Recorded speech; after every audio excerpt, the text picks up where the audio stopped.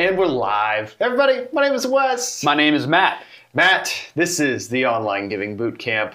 We're marching to battle for online giving. Well, if you're joining us today, it means you're wanting to explore the idea of getting online giving in your church using ChurchTrac. And so we're going to be talking about all the things, Matt. And there's actually a lot involved with online giving that until I was preparing for today's live stream, I've always known these things, but like as you prepare to try to do it in boot camp on all of it at once, it's actually a lot. Yeah, and it's not that it's hard, it's just that it's detailed. There's a lot of setup, a lot of groundwork that has to be laid. We're going to cover all of that so that you get the most out of online giving, but also just have a successful launch of your online giving platform to your church. Yeah. So we've got a lot of ground to cover, but before we get into all of that, I want to share a few things with you that you all can use going forward once this workshop is over, once the boot camp is over, I should call it. We have a YouTube channel that we would love for you to subscribe to. I'm actually going to drop the link to it in the chat. By the way, join us in the chat. We should have mentioned that earlier. We have a live chat. I'll be keeping an eye on it, so definitely let us know you're watching there. But I just dropped a link to the YouTube channel there. Go ahead and click on that and subscribe to stay up to date on all we're posting there. And tell them about the Facebook group. Yeah, I love our Facebook group, Matt. It's just such a neat place of users from all around the world. We almost have 5,000 people in there. We need to probably have a party for that. Just to celebrate. Yeah, and it's just so neat because I always say that a product is only as good as the community behind that product. And so to know that we've got thousands of church leaders around the world that are using ChurchTrac and helping each other, and also just bouncing ideas off of each other, and just some cool stuff going on in there. And I love seeing people chat about non-ChurchTrac related things. Yes, yeah. When they ask advice on how to sign up for something or get some sort of grant or whatever, I'm like, yeah, that's amazing. Yes. I love seeing that. I mean, that comes back to what we're about, man, building the body of Christ. Absolutely. And beyond the Facebook group and the YouTube channel, whenever you're in your ChurchTrac account, there's a help button in the top right-hand corner of the screen. Click on that anytime you ever have questions or need help. That's why we call it the help button. Just click on that. A little drop-down window appears where you can either click the Show All Help Topics button, which takes you to our online user guide, where we have articles. I'm actually going to be sharing articles throughout today, so keep an eye on the chat for that. And you can also watch videos there, and the Ask Us a Question button sends us a ticket so that you can get the help from us. Our support team's amazing. Great response time. They love you, truly. They love the church. They would love to help you with anything that you have going on in your ChurchTrac account. So don't ever hesitate to reach out to us. Yeah, and there's a good chance if you're asking us something, it's because we've encountered it in our own churches, since most of us here are pastors. I'm a worship leader. All right, Matt, so this boot camp for getting us in shape with our online giving, we're going to be talking about the benefits of ChurchTrac Online Giving, specifically ChurchTrac Online Giving, because there's a big difference between using ChurchTrac Online Giving and then using other platforms. Yep. Then we're going to talk about setting up and switching, because that's a whole thing, and just making sure we do it right. Then getting into managing online giving. There's some things you want to watch as you use online giving. And then we've got some really good pro tips too that I'm excited for. And then we'll have a Q&A time at the very end as well. So I'll keep an eye on the chat with your questions, but if we don't get to them live, we'll get to them at the end. Yeah. All right, so let's go ahead. Let's dive in, Matt. Let's get a little. I'm trying to think the best way to say it, but I can't because the words are not coming out of my brain. So we're just gonna go. Yeah. The three main benefits. Three main benefits. I'm being fancy today. I've got my little pencil thing here, and because I like to write things down. Yeah. And just kind of pros and cons, that sort of thing. But I thought the best way to talk about just how much money a church can save is to really write this stuff out. And if you have watched maybe some of our videos in the past, we've done stuff on online giving. I mean, you and I actually did a live stream a while back, just on the online giving industry at large. Yeah. And we talked about just fees and stuff like that. But just to kind of bring some of you up to speed and talk about the fees, anytime you're dealing with online giving, you have fees that are associated with it. And pretty common that you see in a lot of companies is they'll charge you 2.9% plus 30 cents for your transaction. And so if you have a donor, let's say they're giving $100. Yeah. So then you would have $100 times 2.9% plus 30 cents, and that would be your fee. So in this situation, it would be $2.90 is 2.9% plus that 30 cents. So we're at $2.20. $3.20. Or sorry, yeah, $3.20 for Never fee. do math in front of people. Well, I think I had two in my head for something else. There's two things you should never do in front of people, and one of them's math. Unless you're a math teacher. So $3.20, Matt, is like pretty typical in the norm for churches that are using different online giving platforms out there. Yeah. Maybe the fees are slightly different. And so $3.20 out of a $100 donation is going to a company just to pay for the convenience factor of online giving. Now, here's something really cool ChurchTrac is we leverage Stripe for giving, and with Stripe, it's just a 2.2%. Yeah, they offer a nonprofit discount. That's why it's lower. So their fees are just 2.2% plus 30 cents for credit and debit card transactions. And then they also offer ACH donations. That's just a bank-to-bank transfer. So your members will just enter their bank account and routing number, and Stripe will facilitate a transaction from their checking account to your checking account, your church's checking account, and it's only 25-cent flat rate for that. Do we want to talk about rev share here and why? Yeah, can you explain what's rev the share difference? real quick to everybody? So, across the industry, especially when it comes to nonprofit organizations and companies that facilitate online giving for nonprofits, the typical thing is to see about 2.9% plus 30 cents. Here's the thing though, that's the sticker price for a lot of merchant processors that these like organizations are integrating with, because a lot of these platforms that do online giving aren't actually facilitating the transaction themselves. They're just integrated with some other like merchant processor that does all the transactions and handles all the legalities of that, like we do with Stripe. Stripe is the merchant processor that we use. The thing is, most of those merchant processors charge 2.9% plus 30 cents, but they also, like those organizations, the online giving organizations, will negotiate a lower rate with that merchant processor, but then charge the sticker price to their organizations. And what they're doing is they're pocketing the difference. They're keeping the money for themselves. We don't do that. Stripe charges 2.2% plus 30 cents to nonprofits, and we just hand that savings off to churches on our platform, to you. So we're not keeping any money. We have seen millions of dollars pass right under our noses freely because we don't want to burden you. We want to give you those savings so that you can keep as much money as possible to build the body of Christ. Yeah. And so when you're talking about comparing ChurchTrac Online Giving, leveraging our Stripe integration with that awesome discount for nonprofits that most churches qualify for, I mean, $2.50 for that $100 donation. And so that's 70 cents right there that you're saving just by using ChurchTrac. And that's just for credit cards, because here's the cool thing is we also offer ACH for churches in the United States. And so that ACH rate, that's just a flat rate, everybody, of 25 cents. And so 25 cents as opposed to even our great rate of $2.50 for that donation. So now we're talking even more savings. That's almost the full donation. It's kind of crazy. And so if we're talking like, let's say you've got a dozen donors that are giving with credit card, but then you get them to give with ACH and ChurchTrac, I mean, we're talking a savings of like $1,000 a year. When you did the math on that, weren't you comparing ChurchTrac's credit card rate to ACH rate? It was ACH rate I was comparing. Well, no, but I mean like the 2.2% plus 30 cents. And then say, so like if you're going from another platform that's charging 2.9% plus 30 cents, and then switching to ChurchTrac and getting your people to do ACH, the savings are even bigger. You'll see another additional hundreds of dollars a month. Yeah, so just to kind of reiterate here, so a dozen donors for ACH, you're going to save probably over $1,000 a year, just depending on like how big of donations and how regular they are. And for even more donors, I mean, we're talking more. So that's just one thing. I know we kind of hit this really hard, and I won't talk about it anymore, but the big savings difference. But then let's talk about the time, Matt. Yeah, so like transactions, whenever you're using ChurchTrac Online Giving, the transactions automatically get reported to the giving screen in ChurchTrac.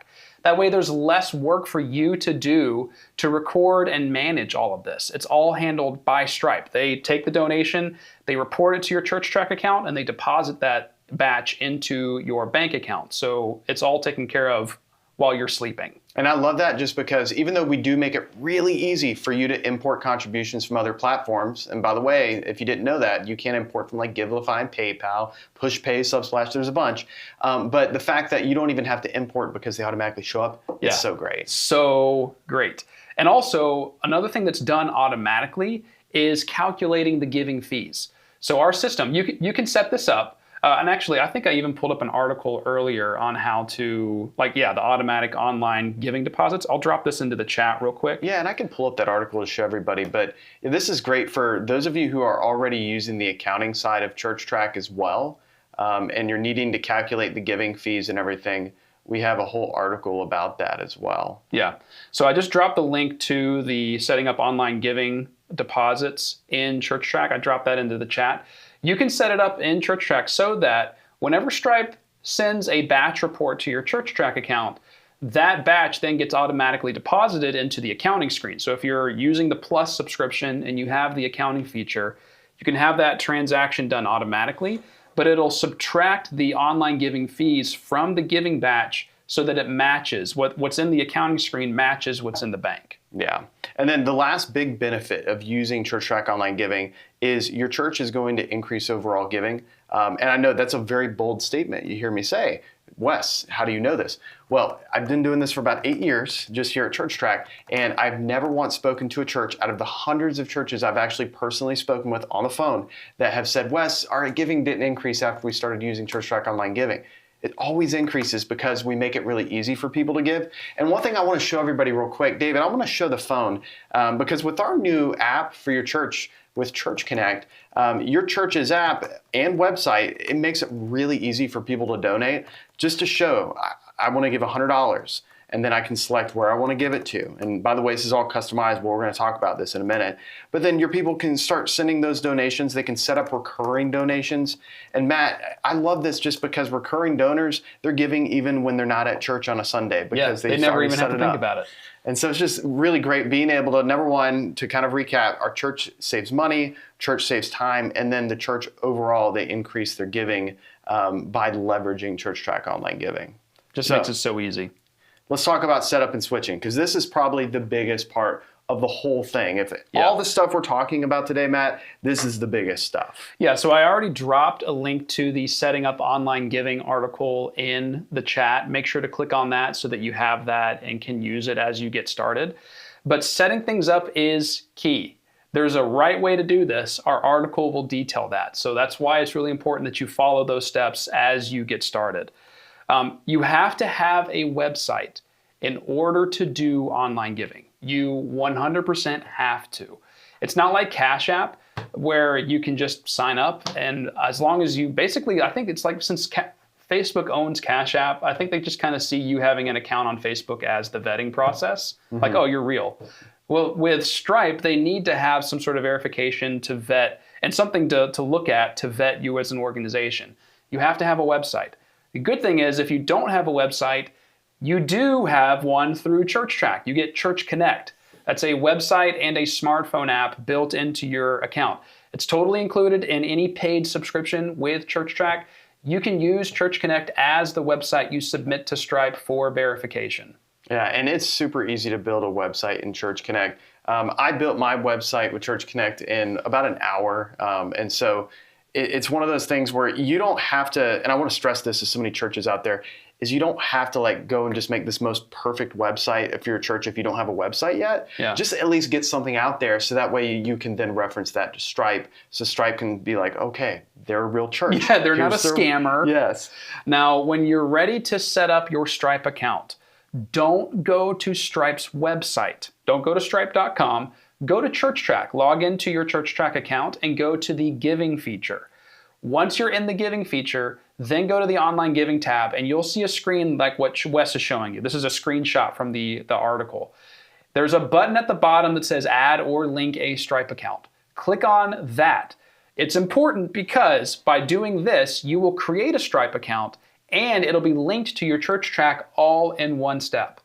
What do you need, Wes, for filling out the form when you set up your Stripe account? So the big things you're going to need are basic info for your church, obviously like your address and your EIN, your banking information. So that way Stripe can actually give you the deposit, as the donations come in.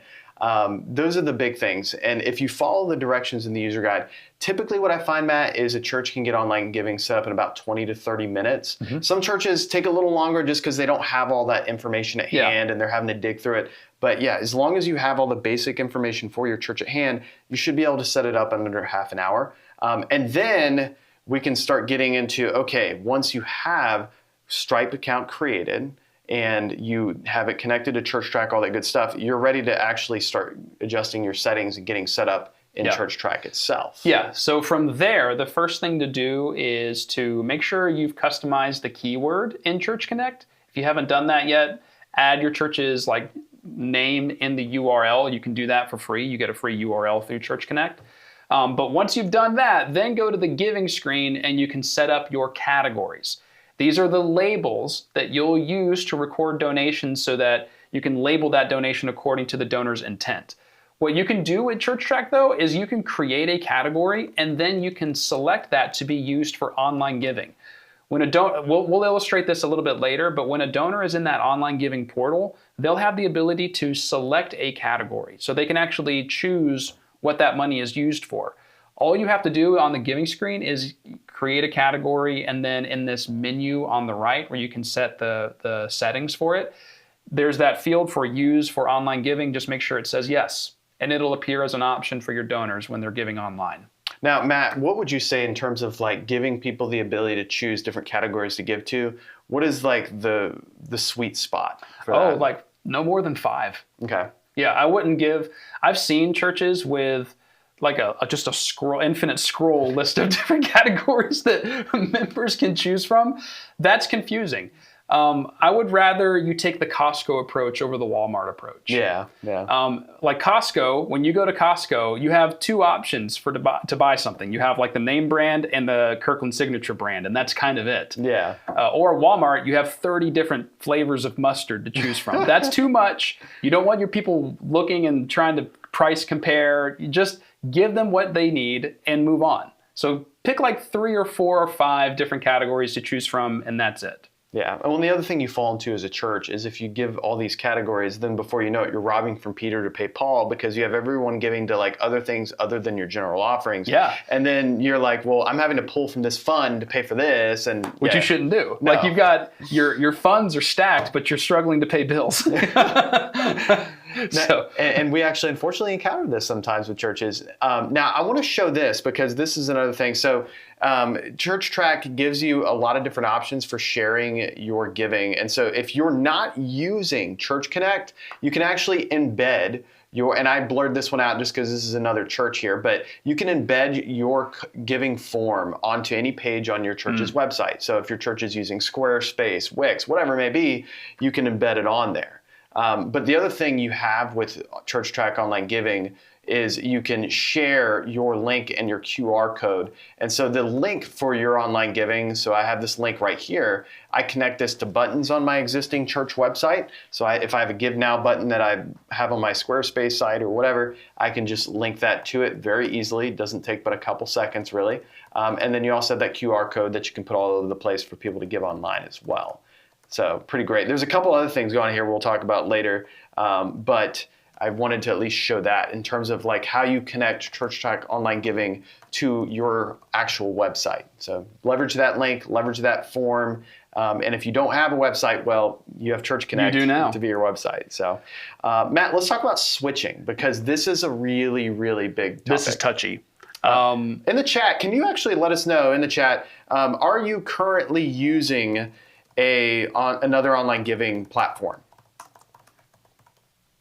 So are you currently using another online giving platform? Yeah, let us know in the chat, because this is, like I said, this is kind of a sensitive topic.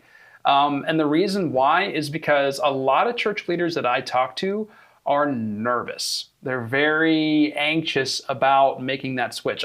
I talk to a lot of churches that have just joined the platform, or just joined ChurchTrac after only about a month. And a lot of them that have a church, like an online giving platform they're currently using, are very hesitant to use ours because they don't want to ask their donors to switch to a new platform. They'd rather just let the sleeping dog lie. Yeah. The problem is they're losing money. That platform is charging them more than ours will. And they're also going to have to spend more time like exporting into ChurchTrac or manually recording those donations by hand when they could be saving that time by having it all done by ChurchTrac. Yeah. That's why you got to cut the cord immediately. No. Don't do that. Don't cut the cord immediately. You don't want to rip the rug out from underneath people's feet, because a lot of donors won't make that transition immediately. And you'll have a gap in your donations as people try to catch up to this new change. Give your people some time. Especially when you have recurring donors. Links, like you'll have links on your website, you'll have info like a QR code on your bulletin. Your donors are used to using that platform. It's going to take some time for this change to occur and for it to be as smooth as possible. So there's a few steps that you need to take, and we'll walk you through those steps real quick. Yeah, and I mean, Matt, really the first thing is setting up the Stripe account. Yeah, of course. That's key. And then step 2, before we even talk about, presenting this to our church, is getting all the leadership on board and letting them know, hey, we're switching, and communicate to your key volunteers as well, and especially like maybe small group leaders and stuff like that. So that way the message is already like there, implanted.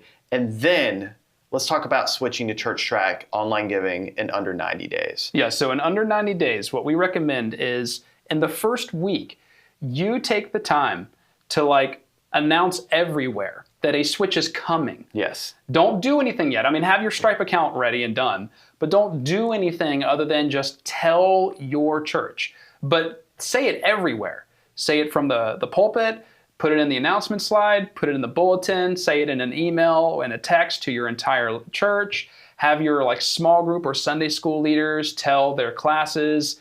Make sure it's being communicated across the board. Yeah. That's for the first week. Then in the second week, well, actually, what you should do, though, is throughout that first week, you should then make sure that you've made that change online. So you take that URL for the new online giving platform through ChurchTrac and replace links like on your website and on social media and anywhere where else it shows up, in the bulletins, all of that. So throughout that first week, as you're making announcements, make that switch for your entire church. And then that way on week 2, that switch will be complete. You'll have all of the links replaced, the bulletin will be new, you can make sure that everything is in place so that on week 2 and week 3, you can actually announce the switch has occurred. Yeah, and by week 3, and just to kind of really fire this out for everybody. So week 3, announcing the switch has been made. And this is something really key. I actually learned from another pastor who does this really well. He's got a phenomenal donor base at his church, praise God. But he told me the first thing he did every time, thank the donors. Thank the donors, because they're donating and they're being obedient to the Lord and they're donating to the church. And then he said, then communicate, hey, the switch is happening. And here's the really cool thing is we can tell our people why we're making the switch. It doesn't need to be this cryptic thing of we're switching a giving platform. No, the reason we're making this switch is it's going to save our church money, because we're talking about fees and stuff, and it's going to save our admin time. And that is also going to make it easier for you to donate to our church because of these switches we're making. And your people will be ecstatic about that, because they're like, wait a minute, you're telling me it's going to be easier for me to donate. And better for the church. Yeah, and better for the church. No brainer. Why didn't we do this sooner? Yeah. So doing that in that week will be good, week 3. Then we get into okay, we've announced all this stuff, Matt. Yeah. Let it marinate for a bit. Well, no, don't let it marinate. Continue announce, saying that every single week. Continue to announce it, but for 3 weeks. But it takes time, because you think about it. We have our recurring donors. Yeah. And those recurring donors, they may be giving once a month. Yeah. And so you finally get it in their head on week 2 or week 3 that, oh yeah, I need to make the switch. Well, you're probably not going to see that switch being made for a lot of people until week 6. Yeah. And so by then you can start identifying donors by week 6 that are still using your old platform, because then you can just log into your old platform, see those last stragglers that are still giving with whatever platform that is, and then you can do something really cool. And I want to show in ChurchTrac how to do this, but you can go into your database on the people screen, and you can first go to Setup, and I'm going to create a group. And if you're not familiar with groups in ChurchTrac, you totally should be, because it's awesome. You can assign people to groups for things like spiritual gifts tracking, but also tracking attendance and so much more. But I'm going to add a group, and this group is going to be called my online giving holdouts. Holdouts. I think that's funny. So we create this group, and then I can start adding people into this group, Matt. And what I would actually do, to be brutally honest, is I would just go in here and start checking them off and everything. So like, let's say I have these, I'm just going to randomly check people off here as I go through my list. But let's say I've checked off a number of people that are my online giving holdouts that have still yet to make that switch. Then I'm going to bulk edit. And bulk edit is amazing because it saves you so much time. But then I'm going to go ahead and assign them to a group. And so I'm going to add them to that group, and that group I already created, online giving holdouts. There we go. Apply that bulk change. Yes, I want to apply it. And so now I've got a group of people, Matt, that are all my people that are my holdouts that haven't made that switch yet. You know what I'm going to do next? You're going to send them all a text. Man, I'm going to send them a text. I'm going to send them an email. I'm going to send them a push notification on the app if they're using our app. And I'm just going to let them know, hey, everybody, we've made this switch. And by the way, you can make beautiful emails and stuff. But in a situation like this, I would probably just send a basic email, so that way it just comes out kind of more Very personal and direct. Yeah, it doesn't seem like some mass email newsletter, but it's more of a personal email. Hey, Chuck, noticed you haven't made the switch. Thank you so much for being a donor, but blah, blah, blah. And so let them all know in mass. And then after another week, go ahead and check again. But do it individually and personally. Yes. At that point, pull out your own phone and give them a call, send them a text, just say, hey, you've been a faithful donor. We really appreciate your support. We've moved over to this other platform. Here's the link. Please set it up. Yeah. And then by week 9, or maybe sooner, depending on the church, you can sunset that old platform that you've been paying for. Maybe you're paying, $50 a month for this platform. Just put it to bed. Or and you say, hey, night-night. I do this to my girls every night, night-night. But you say night-night to that platform that's costing your church more money than it should. Absolutely. And then your life's going to be so much easier. And what we'll do is check the show notes for this later. We're going to actually post like a little infographic that walks through like how to get your people to switch and everything. And that way it'll be like a good visual guide aid to help you. And you can also just email us anytime if you want that, or just shoot us a quick support ticket. But let's talk about managing online giving, because there are some things happening here. Yeah, because you've set it up and then you've launched it. Now let's talk about maintaining it as we go along. So first of all, we mentioned earlier online giving deposits, the automatic giving deposits. Make sure that you go into your giving and pledges screen, go to the contributions screen at the very top. That's where all the donations are recorded. And whenever the first online giving batch is reported, just click on that batch and then click on the actions button below the list of dates. And there you'll have the option to you can just click the create deposit button, actually, is what you would do. In this case, what Wes is showing you, this is not an online giving batch, so it's not going to, he can't illustrate exactly what happens here. But when you do that for an online giving batch, a menu appears on the right-hand side of the screen, and there's a box to check to set up on automatic online giving deposits. So all future online giving batches will automatically be deposited from the giving screen to the accounting screen. And you can even have the giving fees automatically calculated, assigned to an expense category, and everything's handled for you. Just makes it really easy. Wes is showing the user guide article now. Yeah. So this is one of those things that's hard for us to show in real time on an account that is it's just a test account, really. Yeah, a test account can't show this, and we can't show a real church, obviously. But this online user guide that Matt's sharing in the chat, this lays it out exactly how to do those on automatic giving deposits. And this is going to be key. If you're not using automatic giving deposits, you're creating a lot of just unnecessary extra time to manage that. So that's a big thing. Yes. Now let's talk about some of the options we have on online giving, because we do have some options available here. So back to giving, to the online giving tab, and we go to our online giving options. ChurchTrac gives you a whole lot of stuff here. Everything from requiring donors to log in and be matched. You can either check or uncheck that. This really just comes down to your level of risk tolerance at your church. And so if the risk is relatively low to uncheck this. Yeah, we've made it very secure. Yeah. We've added so many new security protocols. Back in the day, we told all churches, you really need to have it required.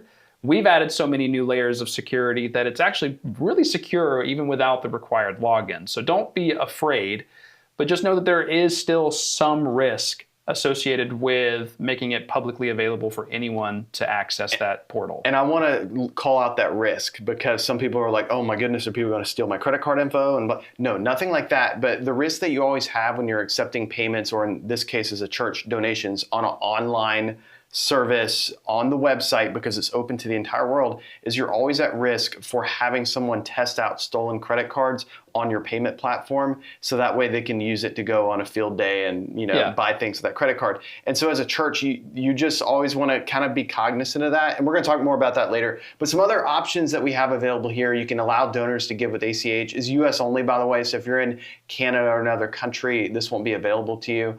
And then you can also have your automatic online giving fee category. You can enable your donors to help cover the fees. And what that does is automatically applies a set amount to help cover the fees for all those donations when people give. 99% of churches keep this checked. This is pretty common. And allow donors to set up text giving. You can do that as well. And you can also have an online giving message that you can have customized for your people after they donate. So those are kind of some of the options here. Now, another thing, Matt, is just managing recurring donations. Why would we want to be able to manage those? Well, some donors won't have the technical proficiency to log in and make any changes or edits to that themselves. Yeah. And so you, as the administrator, can log into ChurchTrac, click on that Manage Recurring Donations button, and it'll show you a list of all the donations that are, recurring. And you can stop them for any of your donors, which then allows them to go in and restart a new one. Yeah. So this is definitely key for some of those donors that are just not, like you said, technologically inclined, and they just reach out to you at the church office and say, hey, I need to cancel this because I'm changing the amount I'm donating, stuff like that. Pretty common. So it's good to know where that is. And then also just quickly, you can embed and everything with that, which we talked about a little earlier. Now, I don't have a way to show that because I am already using Church Connect. And so that's one little tidbit for y'all to know is you can't embed your online giving form if you're using Church Connect to build your church website and your church app, because it's already built in. And so there's zero need to create the form because it's already. Yeah, it's already there. Yeah. So it's good to know. And the last is monitoring giving, which is something that you've already kind of touched on and you hammer on all the time. Yeah. It's just so important, Matt, because it doesn't mean you need to watch it every single day like a hawk, but you just need to occasionally look at your donations. And if you see something that's kind of strange, like someone donated $1.38 to your church, yeah. No one really does that. It's probably a scammer that got a stolen credit card and they just wanted to test it out on your platform. This is very rare. It doesn't happen that often, but I think one of the worst things that happen whenever it does happen and a church has no idea it happened and it's happened multiple times for multiple stolen credit cards, then all of a sudden a church has 10 chargebacks happening and they're having to pay for those chargebacks. That's when it starts getting a little hairy. And so it's just one of those things, just occasionally check your Stripe giving or just look at your donations in ChurchTrac. And if anything just looks odd, then you need to make sure that you do your due diligence. So yeah.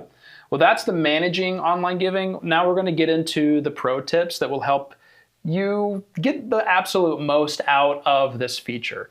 And after this, we're going to get into a Q&A time. And I want to call that out because I see questions in the chat that I haven't gotten to yet. So hold on, everybody. We'll get to those in just a moment. But pro tip number 1 is to generate a unique QR code for specific giving categories. Yes. So this allows you to target your fundraising. So let's say you have a love offering that you want to take. You can create a category under the category screen for love offerings, and then you can go to the online giving tab and click on that. Why don't you zoom in on that, Wes, so that everybody can see that, because that's really small. So that we can do it. There we go. There's a link there to generate a QR code and link for giving to specific categories. So Wes, if you click on that, it'll open up a little pop-up window where you can then select which category you want to specify. So click on love offering right there near the middle of that. Yeah. And it gives you a link and a QR code specific to that category. Yeah. So this is great. This is great for missions. So if you have a missions trip coming up and you're sending out a team you can have a category for that and then create a QR code to make it really easy to fundraise. And here's what's cool. I think, let's see if I can show this in real time. David, you get crazy here. I'm going to open up my camera and see if you can zoom in. Yeah, I'm going to zoom in on that QR code. Do it on your laptop. I don't know why you're doing it from across the room. So you can see it. So then I go to potential church, and here's what's so cool is I'm pulling it up. And now, it's asking me to log in and everything for that because I do have my settings. But what it'll do is it'll automatically bring that giving form with that. And I just love that because it just makes giving so much easier for your people where you can do that. All right, so that's a good one. And that's one I think most churches, once they discover it, they're like, aha! They'll think of like 5 different things they can use that for. Yeah. But what's pro tip number 2? Oh, man, I talk about this so much and I don't get tired about talking about it. It is ACH. ACH giving, if your church is in the United States, it is going to save your church an insane amount of money because if we're talking, like going back to the iPad here, I'm going to pull up the screen here, David, if you don't mind. So an ACH transaction, 25 cents versus $2.50, even though our fees that we have pre-negotiated with Stripe for nonprofits, $2.50 on a $100 donation is not bad. But 25 cents is even better. So $2.25 difference. Yep. And if you multiply that by, 26 donations or more, depending on like how many people are donating and how many times they're donating a month and the amount they're donating, I mean, we're talking serious savings. Yeah. And so it is not uncommon for me to see a church that has like a few dozen donors that are giving with the ACH instead of credit card, and the church is saving like $2,000 a year. So, love it. Yeah. Pro tip number 3 is to apply for Stripe's nonprofit rate. You don't automatically receive that. That's part of the reason why Stripe asks for your EIN number. What'll happen is whenever your online giving is complete and you've set it up, I recommend making a donation yourself through the online giving platform and then calculate the fee to see if it's at 2.9% or 2.2%.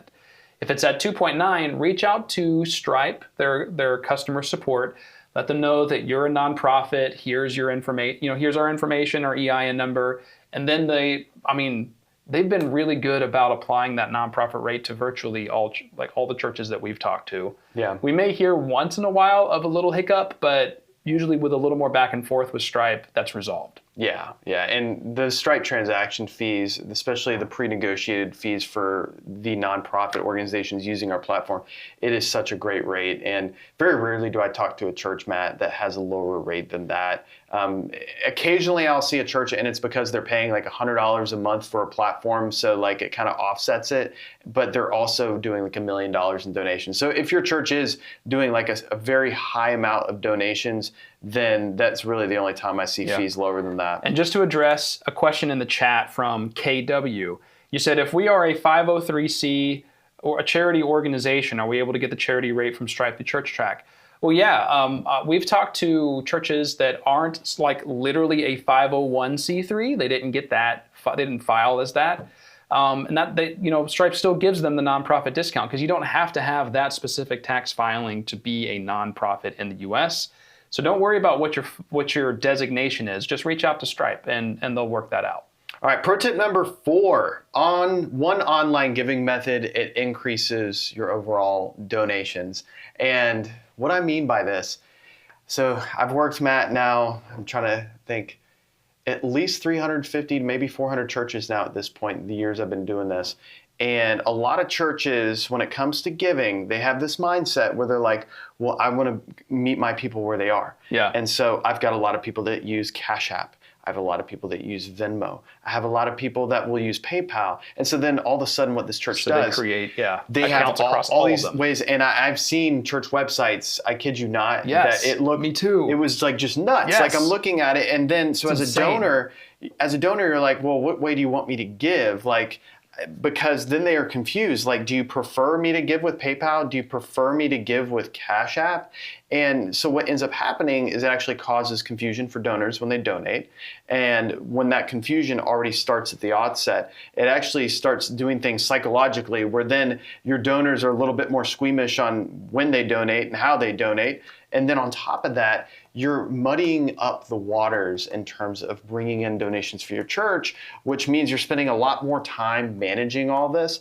And what we have seen over and over again with all the churches that we've worked with over the years is that when you have one way to give online, just one way, and just keeping it simple, it results in more donations coming into your church, because then it's easier for people to set up recurring donations, because again, things like Zelle and things like Venmo, they don't make recurring donations really the easiest for donors. Some of these other payment platforms, not at all, don't even have those features. I don't think PayPal does. And then on top of that, you're talking about like people can't then say, well, I want this amount to go to this particular fund, or in our case, categories every month. And so then it just gets really messed up. And because those platforms, a lot of them are just not geared for online giving for churches.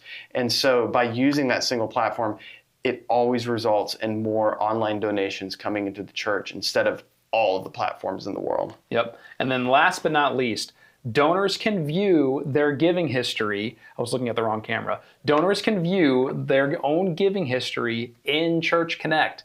So you can tell your donors to even get their contribution statement in January through the app, rather than you having to print it out, put it in the mail, lick so many stamps or lick so many envelopes.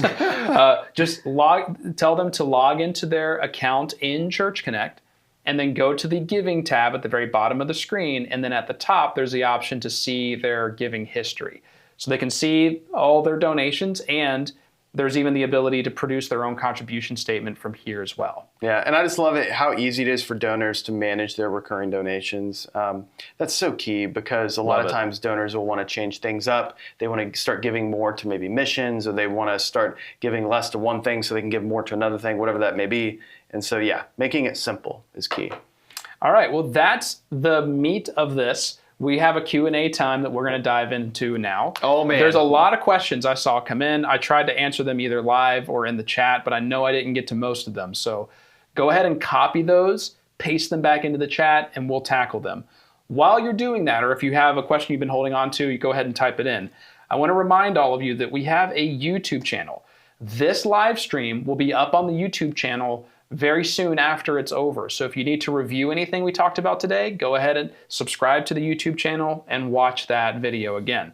We also have a Facebook group of thousands of ChurchTrac ChurchTrac, church leaders that would love to answer any questions that you have about online giving or anything else that you're encountering in ChurchTrac or in ministry. So go ahead and request to join that group there as well. I've dropped links to both of these things in the chat today. So let's dive in, Wes. Got a bunch of questions. Lots of good questions. I see one from Ron. Ron's got kind of a loaded question here. If we have an existing website, okay, got it, and we want to eventually transition to Church Connect, will we lose the ability to embed the form on our existing site while we're in the process of building the Church Connect site, but not yet have switched our domain registration to the point of Church Connect site? So what I recommend you do is that you don't switch your domain from the old website to Church Connect until you have Church Connect done. Yeah. Customize it, build it, and make it what you want it to be. Then when it's fully completed, go ahead and make that transition from the old platform to Church Connect in an announcement to your church. And that's when you can set up the domain. That way, again, just like we were talking about earlier, there's not going to be this rug pull. You'll have everything ready to go. You can make that switch as you announce it, and no one's going to be confused or left in the dust. I see Lynn has a really good question, and I've been asked this question a few times before. Does Stripe have a minimum, monthly minimum? No. Nope. No, they don't have. First of all, there's no subscription fee, setup fee, or monthly minimum. Whatever your church brings in online is what it brings in online, and you still get that 2.2% plus 30-cent transaction rate. And again, just to reiterate, here at ChurchTrac, we make no money from online giving. This is just an integration we offer to all of our churches. Jill asked, are there reports for the online giving, and are there samples of those reports? There's not a report specifically for online giving. That's all. What you can do is you can go to the contribution screen, and you'll see in the batches, like those dates that are listed there, you'll see them designated as an online giving batch. So you'll see visually which batches came in online, and you can check those there. Yeah, but we are adding additional reporting features in the future. So okay. Josh Blaine, can we have a user-defined category like other where people can write something in? No. That's what a general offering is. So your typical tithes and offering, that's just a catch-all for someone giving to something that generalized, and you get to decide what it's used for there. If they have something specific that they want to donate to, but it's not listed as a category online, then they probably should just give that in person anyway. Yeah. Like if that's just a one-time thing that they want to give to, do that. And if they want to give to that online, they can tell you, and then you can decide to add that as a category for them to choose from. Chris has a really good question, and I actually had to deal with this similar scenario recently in my life. Chris is asking, can I assume the 2.2% plus 30-cent fee applies to cash cards as well as credit cards? The answer to that, Chris, is yes. It's the same fee whether it is a credit card or a debit card, aka cash card. I experienced this when I was getting my car fixed at a dealership. And when I went to go pay, I saw their fee was obnoxious. It was like 3.5%. And I was just like, are you kidding me? Like, that's crazy high. And the guy's like, yeah, but if you use your debit card, it's actually no fee. And I was like, excuse me? It was just super random. But yeah, in our case here, that fee, it's just the same across the board, whether it is credit card or debit card. Good question there. Kurt, I set up my Stripe account last month and it did not connect to my ChurchTrac account. Who should I contact? My first suspicion is that you created your Stripe account on Stripe's website, not through ChurchTrac. If you did do it through ChurchTrac and it's not connected, my next assumption is that you didn't finish that process. Regardless, though, reach out to our support team. We can look into your account and make recommendations on who to reach out to further from there if that's necessary. So send us a ticket. Yeah, I always say, when in doubt, reach out to our support team because they're insanely fast. Like, they're amazing. And they're watching the live stream right now. Hey, y'all. I love you guys. But yeah, anytime you have questions, they're there to help you. Susan Martinez asked, do donors have the option in Stripe to pay their own fees? Yes. So you have the option of allowing donors to do so. And when they're in the giving portal, there will be a toggle switch that they can turn on to add a little bit more to their donation that will cover the fee. So the platform will calculate what that fee is based on the amount that they entered, and it'll just add that much to their original donation. Grace Powell, is there a way to have the member's envelope number to show on our reports generated after entering the giving donations? For example, category type and report. Reach out to our support team on that. Yeah, reach out to our support team on that. They may be able to give you like what you're looking for exactly. Teresa, do we need Stripe for ACH transactions only? Well, you can't choose what kind of transaction type the platform will receive. Stripe allows your members to give by credit card, debit card, ACH, texting, Google Pay, and Apple Pay. Yeah. Those are the methods that any member can choose from, and there's not a way to turn off any of those. There's not, and here's why, and this is kind of funny, and this will make sense. It's in Stripe's best interest to do credit card transactions whenever they can because they make money on it ultimately. Yes. And so that's why they don't have it enabled with our API connection with them to just be able to turn that off because they want to, it's almost like basically taking away from their maximum potential of earnings, I guess, and the fees. But yeah, I actually don't know of any platforms that offer the ability to only have ACH, to be brutally honest, because most platforms that are like ChurchTrac that integrate with Stripe, that's the same limitation across the board anyways. Yeah. And let's see, Jill, what happens when someone gives who is not already in ChurchTrac? Great question. So if you require your donors to log in order to make a donation, that won't be an issue. If you allow people to give as a guest, not required to log in, then you can have anonymous or guest donations. You'll get a notification on the contribution screen in your ChurchTrac that there is an unmatched donation. Just click on that notification. It'll take you to a menu where you'll see the details about that donation, and you can then record that in ChurchTrac however that's necessary. Whether you want to label it as an anonymous donation or you need to add that person's info, that's up to you. And Josh, you're asking, do we have to have Church Connect up and going to start using the online giving? Can we just start using it right away while we work on the website? So the answer is yes. You can use online giving without having anything customized in Church Connect. Because you can set up online giving, we give you a link and a QR code, it takes people directly to the portal. But we don't recommend it. Yeah. Just because people can click out of that portal into the main Church Connect page and see whatever's there or nothing, which may confuse some people. So we recommend you take the time to add content and customize it. And again, it does not take long to add just even the most basic of basic content. And here's the other thing too, just to throw this out there, for some of you who are out there just like Wes, like the thought of building our website is like overwhelming. Do you have someone you could recommend to build it? Yes, we do. It's us. We actually have a church website building service where we'll build your entire church website and your church app powered by Church Connect. And it is going to be much more affordable than hiring a web developer who will charge you usually at minimum of $1,000, if not more, to build it. So reach out to our team if that's something you're interested in as well. Yeah. Brenda, does Stripe recognize Canadian churches as nonprofits? Yes, they do. You can't use ACH though. Well, yeah, that's only for US. It's only US, yeah. So you can't use the ACH option. Your donors will only be able to give by credit and debit card. But I think Canada has its own Canadian Charitable ID is what they would give them. Yep. Yeah, and I want to say that there's no fee for that, or it's very low. I'm not an expert on Canada, so Brenda, I recommend you do a little more research on what's available before you use Stripe, to be honest. Let's see here. Michael Shannon said, it's really easy to create cards in Church Connect, which gives you a it's more than a rudimentary website, but yes, you can quickly throw together a rudimentary one and then build on it later to make it a really awesome website. Yeah, I think that's one of the cool things with Church Connect because there's so much intertwined here, Matt. We've got the online giving that is a big part of Church Connect, but then you also have the fact it's a website, but also your church app. So it's a lot going on. Peace Lutheran Church asked, when are donations sent to your bank account? In Stripe, you can log into your Stripe account and you can actually determine what their their batch, like how their payout schedule, payouts. Thank you. That's the word I was looking for.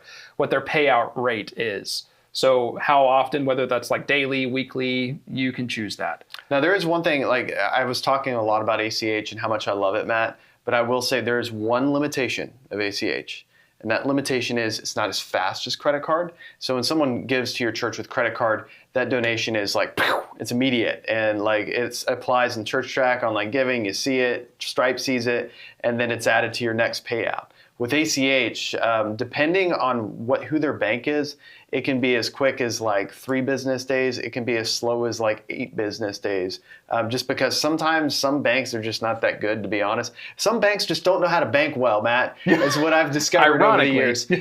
Just as behind the scenes, I've worked through some banking things and stuff associated with the company, and it is kind of interesting that not all banks are created equal. You could have the smallest credit union, Matt, that is like on it. They're phenomenal and super technological. And there's like 4 locations. Yeah, and then you can have like a big credit union that is so far behind and like doesn't even do online giving right. And we experienced that here personally in Jax. So it really is wild. Yeah, when that app crashed, that was a disaster. It's like if you live in Jacksonville, you know there's a bank there that can't bank right. Anyways, all right, other questions. Michael Shannon, off topic, but how do we get our Church Connect site to be more easily found in Google searches? It's through something called search engine optimization. Our support team can help you. Send us a ticket. We even have a service where we will do that for your Church Connect site, but let the support team take you from there. And I'll give you a little secret. Your Google business profile is like... That's 50% of it right there. Yeah, right there. If your Google business profile is terrible, and we could talk all day about this, that is like a big way of people are finding your website is through that because there's so many different things it affects. Now, Wes, Jose asked, are you able to cancel a transaction that was made by mistake? Not in ChurchTrac. I mean, you can obviously delete transactions and everything, but what you can do is log into your Stripe portal, and Stripe gives you various options and things for that. So you definitely want to check out what Stripe offers for that. Yeah. Teresa said, our current bank doesn't accept Stripe. What are other options? Well, Teresa, you can still use online giving even if your bank doesn't accept Stripe, because you're just entering your church's bank account and routing number into Stripe's database, and they will forward the transactions or the donations to your bank. If there's some sort of issue and the bank literally does not allow any connection at all from Stripe, you just have to talk to your bank and see if they would be willing to join Stripe's network. Teresa, there's a small chance you could be like the minority of, we had one church I remember a couple of years ago where like they actually couldn't use Stripe, and this was like one random bank in the entire United States that for some reason they just could not work with Stripe, and they refused to do anything. Maybe you're like that other church and you're using the same bank. I don't know. It could be a possibility. I'm not going to rule it out, but yes, from what I see, Stripe works with 99.999999% of all the banks out there. All right. Let's see. Brenda said we have e-transfer. Okay, so you're the church in Canada. We have e-transfer in Canada, which is bank to bank that anyone can do, but it doesn't include credit cards. Okay, well, Brenda, thank you very much. That's educating me. I didn't know that. So yeah, if that option doesn't allow people to use credit cards, then Stripe would be your option. And yes, they do recognize churches as nonprofits in Canada, so you can have their reduced rates there. I want to say, though, Stripe does have different fees in different countries. I have seen that. So I don't know what the fee is in Canada. I don't know if it'll be 2.2%. So check out Stripe's website. They should have some more information for you there. I think one of the beauties of Stripe, but between the fact it's also super incredibly safe and secure. I mean, they're one of the world's largest merchant processors that's handling not only donations, but just transactions when people buy things on online stores and stuff. But is also the fact they're so readily available across the world in so many different countries, which is great. Matt, do we have any other questions? Maybe we were tearing through some questions today, we ripped through some questions. So Judith asked earlier, and I don't know if Judith, if you're watching anymore, so I apologize if we missed this. How do you get people to get comfortable with giving up their private information when registering to do online giving? Well, first of all, those people have probably already done so on other platforms. But for you to make people feel comfortable to give to the church through any platform or in any context, I recommend meeting with them face to face. So what I did when launching our church's app is I told people how to download it, what it was, how great it is. But I also told them to meet me out in the front area if you have any questions, and I'll help you out. And people brought me their smartphone. I downloaded the church's app on their phone, helped create an account, set up online giving, all of that. So you or some volunteers at your church would probably do well to sit out in the welcome area and just be available for people to come up to with questions, and you all can help them set up online giving. The barrier is that they need someone they trust to walk them through that process. That's the hesitation, and that's what's going to get them over the hump. And I think, Matt, that's so great, how you worded that. I think with some people that are just not used to, because there are still some people out there, they just don't buy things online. And so this idea of online giving to them is very foreign and a little scary, and especially because all day long they hear in the news about people's identity getting stolen and stuff like that. That's a real thing. Identity theft is a real crime. So yes, being personal with those people and really just helping instill that trust that they may already have in you because you have the relationship with them, instead of just some blanket thing of this is how our church does giving and get on board, but being able to just talk to them. And didn't you even personally help people set up recurring donations whenever they were doing the app with you? And these were people you could tell them, hey, at any time you need the recurring donations to stop, just let us know. My thing was I just asked them, would you like me to, they would bring me their phone and they wanted me to download the app, but I would go further and say, would you like me to help you set up an account? Would you like me to help you set up online giving? And so if they said yes, then I did that. That's all it took. Yeah, and it comes back to just that human connection, which at the end of the day, us as church leaders, we're sent here to disciple people in the name of Jesus, to build the body of Christ. And there's no better way to do it than that real human connection. Yeah. So Russell asks, do I have to manually match donors to the names in the ChurchTrac database? No. Usually. So if a donor logs into their account in Church Connect, then our system knows who they are, and it will go ahead and match everything else up for you. If you allow people to give as a guest and they don't log into their account when they donate, you'll get a notification that there is an unmatched donation, and like the system will tell you everything that the donor entered when they filled it out, so you may be able to match it up. Otherwise, you just enter it as an anonymous donation. So it should be pretty easy to do that. Now, Peace Lutheran Church has a really good question. Yeah. Can we direct funds to different bank accounts? So as it stands right now, you cannot through this integration. So it's only one bank account that's going to get those payouts. But who knows? Maybe that's something in the future Stripe will offer. Now, if you're in a situation, a lot of times I've encountered churches where it's like they have a school and then they have the church and they're wanting to accept donations and everything. And those situations where they need to have it be accounts like separated completely, that's really a situation where you need to have an entirely new bank account, different bank account, obviously, but you need to do the same thing in ChurchTrac because when you get in that realm of trying to manage all your finances and the accounting side of things for like a school, but you're doing it for your church as well, you need to have those separate anyways. Yeah. So there you go. Jerry Woodford asked, when people donate that are not members of our church, how much information does the church receive to keep in contact with them? Well, if you allow people to give as a guest, they will be taken to a very short form where they have to enter a first and last name and an email address. Yep. So that's what you capture. However, that person can leave that blank or just fill in fake information, like not fake email address, but like they can leave the first and last name blank or something like that. So they can still give anonymously, which some donors like to do that. Yeah. So it has that form, but whether or not they actually fill it out with the correct info is up to them. Matt, this is, as we talk about all this stuff with online giving and this boot camp, it's just got like the wheels turning in my brain about just like other live streams we could do about like how to get your donors to give without actually asking them to give, which was a great blog post that I think you wrote. No, you wrote that one. Did I write that one? I can't remember. It's been so long. I know. Well, because you and I are constantly writing things and just trying to help churches. And really it comes back to, we just learn all these amazing like ministry hacks and just ways churches are doing incredible things for the kingdom.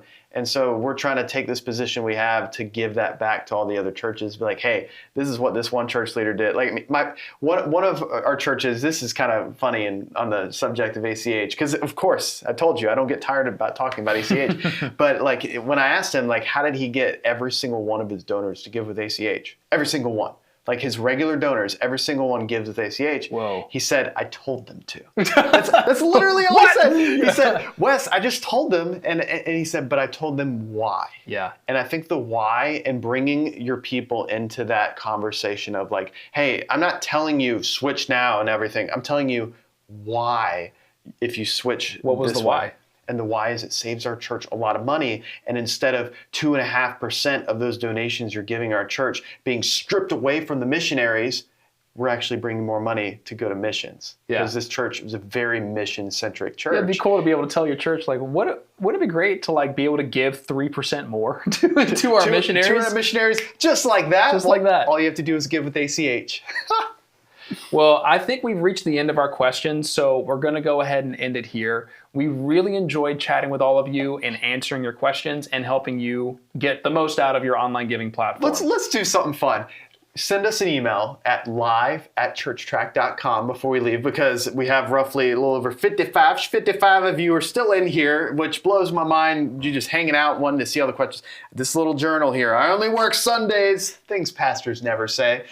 We will give away one or two of those to people. Just send us a quick email, live@churchtrac.com, and let us know something you liked about today's live stream. Maybe it was the fact Matt's hair just looks so good, or it's non-existent. What do you mean? and also let us know something you thought we could have done better on. And that way we have good feedback, and you are entered for a chance to win one of these cool things. Matt, this was fun. I love it. We're going to have a blast next time, and we're going to be talking about budgets next time. Budgets next week. So stay tuned for that, okay?